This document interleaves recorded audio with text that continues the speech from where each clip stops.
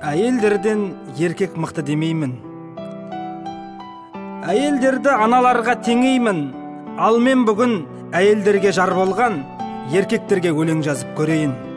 Адам ғұмыр бір-ақ рет берілер, ара тұра еліктірет перілер. Еркекті үйге байлап ұстай алмайсың, еркек деген түз тағысы серлер. Өкпелеме кетсе егер қыдырып, оған бола не қыласың жын ұрып.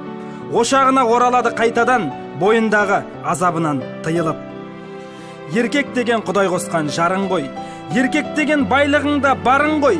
Білсең егер ұлы сөзде ұят жоқ, еркек деген күнделікті дәрің ғой.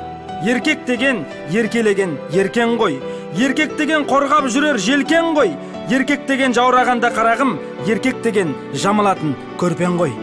Бас ауырса беріп тұр аздап арағын, әкесі ғой ол сен туған баланың. Ақша тап деп күндіз түні жұмсама, еркек саған ешек емес қарағым. Еркек деген бағалаңдар бақыт құсыңды, бағаламай талай әйел ұшырды.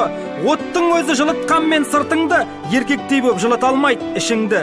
Жамандықты еркектерден көреміз, айқайлаймыз, ұрысамыз, сөгеміз.